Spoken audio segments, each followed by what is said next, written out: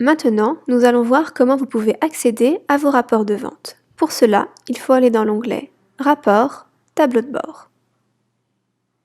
Vous arrivez par défaut sur le tableau de bord des ventes, mais vous pouvez aussi accéder au tableau de bord des services et du marketing. Je vais vous présenter quelques rapports intéressants.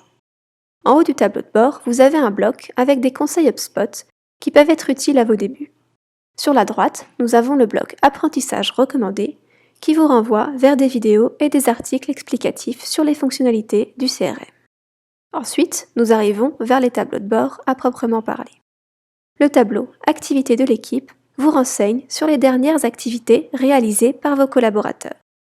Le tableau Performance commerciale vous montre la transition depuis la création des contacts jusqu'à ce qu'ils deviennent clients. Le nombre de contacts créés, les contacts attribués, etc. La prévision des transactions vous permet de voir combien de revenus vous allez pouvoir générer en fin de période d'ici un an en fonction des probabilités de chaque phase en faisant une moyenne. Le tableau Productivité vous montre les tâches effectuées, les réunions, les appels et les emails sur la période définie ici, les 30 derniers jours.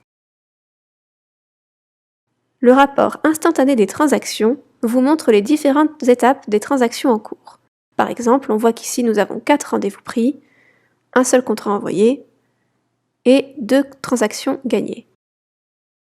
Enfin, l'entonnoir des étapes de transaction vous montre la conversion entre chaque phase de transaction.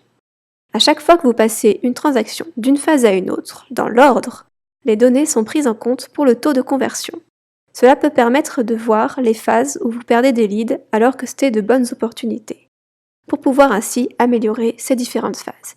Ici, on voit qu'on a 13 contacts qui sont en création et on n'a que 5 rendez-vous pris. Donc, il y a du progrès à faire à ce niveau-là. Tout en haut du tableau de bord, vous pouvez filtrer les rapports par date, par propriétaire, par équipe ou par pipeline. Vous pouvez également exporter ces rapports sous différents formats, en PDF ou en zip par exemple. Indiquez ici les adresses mail qui vont recevoir le fichier. Vous avez d'autres options, par exemple le nombre de graphiques par page ou l'envoi de filtres ou non. Cliquez sur Exporter. Le mail est en cours d'envoi. Le tableau de bord est entièrement personnalisable. Vous pouvez supprimer des rapports ou en ajouter. Pour supprimer, cliquez sur Action, Retirer. Pour en ajouter, cliquez sur Ajouter un rapport pour arriver dans la bibliothèque du rapport qui recense tous les rapports possibles selon différentes thématiques. Pour ajouter un rapport, cliquez sur Ajouter le rapport.